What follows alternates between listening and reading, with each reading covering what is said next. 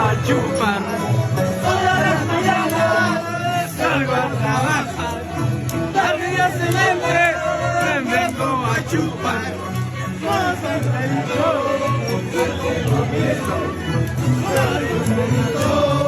Aquí mantengo.